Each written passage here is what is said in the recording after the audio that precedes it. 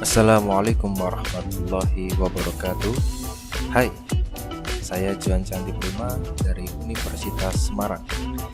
Kali ini saya akan menggali informasi salah satu UMKM yang ada di Purwodadi. Nama UMKM ini adalah Martabak Bulat T. Santo. UMKM ini berlokasi di samping SMA Negeri 1 Purwodadi. Berdasarkan wawancara yang saya lakukan dengan Bapak Santo selaku pemilik usaha, beliau mengatakan bahwa usaha ini sudah dimulai sejak tahun 1991. Bapak Santo mengatakan bahwa latar belakang membuka usaha ini adalah sebuah keisengan. Bapak Santo meminjam uang kepada saudaranya sebanyak 300.000 untuk membuka usaha ini. Dari buah keisengan yang ditekuni, ternyata usaha ini menghasilkan untung yang lumayan besar. Sebelumnya, beliau mengaku berjualan siomay dan mengatakan bahwa untung dari berjualan martabak ini lebih besar daripada berjualan siomay. Keuntungan perharinya bisa mencapai 500.000 per hari. Menu yang dijual di UMKM ini adalah martabak telur. Ada dua jenis, yaitu telur ayam dan telur bebek. Harga menurut saya sangatlah terjangkau. Cukup Rp5.000 kita sudah dapat menikmati makanan yang disediakan. Pelanggan pun berasal dari masyarakat umum. Ada siswa, ada Grab, ada Teknojek, dan ada juga pegawai. Nah, untuk membuat martabak ini ada banyak bahan yang harus disiapkan. Stok bahan-bahan ini dilakukan setiap 2 minggu sekali dan menghabiskan uang sekitar 2,1 hingga 2,5 juta rupiah. Bahan-bahan tersebut meliputi tepung terigu, telur, bawang, daun bawang, cabai, saus, minyak goreng, penyedap rasa, dan gas. Usaha ini menghabiskan 1 tabung gas ukuran 3 kilo dalam sehari. Dan usaha ini dapat menghabiskan telur sebanyak 16 hingga 17 kg dalam sehari. Dan menurut saya, ini yang unik adalah wajannya. Sekilas makanan ini mirip seperti makanan khas Jepang, yaitu takoyaki. Namun, ternyata sebelum takoyaki viral dan ramai di Indonesia, Bapak Santo ini sudah berinovasi menggunakan wajan berbentuk bulat. Dan yang namanya usaha pasti ada juga yang namanya pesaing.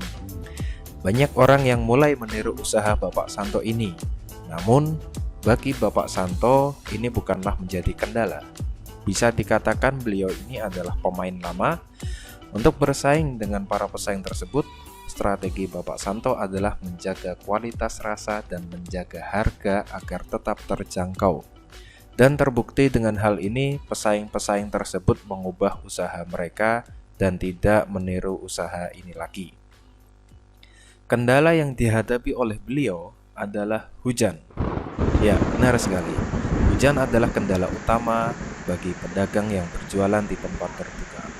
Jika cuaca hujan seperti ini, maka tidak ada pembeli yang datang. Selain itu, kondisi hujan juga menyulitkan dalam proses pembuatan martabak.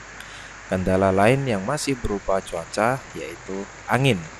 Angin yang kencang juga merupakan sebuah kendala bagi beliau. Dan kendala yang terakhir yang dihadapi saat ini yaitu wabah COVID-19.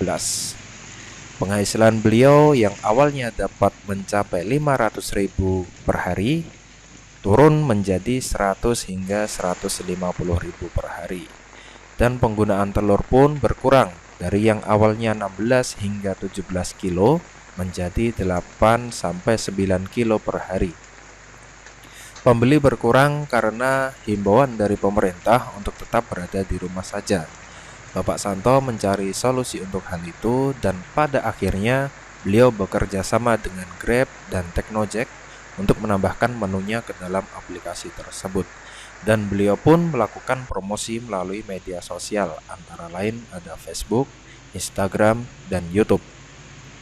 Saya pun turut membantu beliau untuk menambahkan usaha beliau di Google Maps agar mudah dicari oleh pembeli.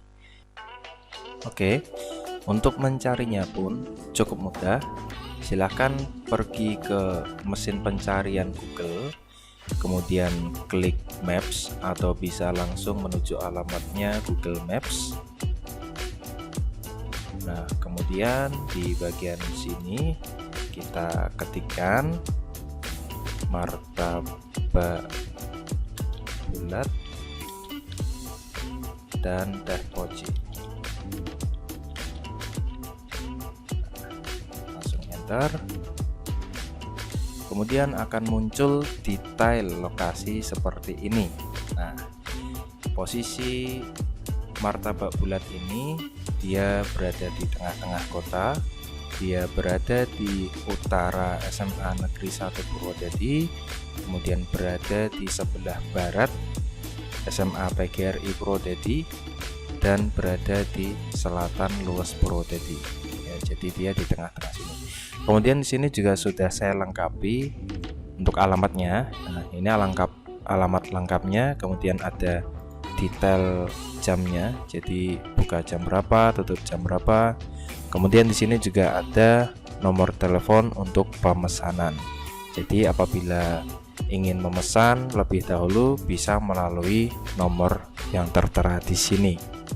Baik, berdasarkan hasil wawancara saya tadi bahwa yang membuat saya takjub adalah pelaku-pelaku UMKM seperti ini, mereka tetap berusaha untuk memenuhi kewajibannya, termasuk untuk menerapkan standar kesehatan seperti menggunakan masker, kebersihan, dan lain-lain, sehingga mereka pun juga menjamin bahwa makanan yang mereka jual itu aman untuk dikonsumsi oleh masyarakat.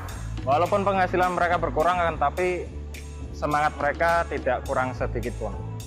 Demikian dari saya. Assalamualaikum warahmatullahi wabarakatuh. Waalaikumsalam.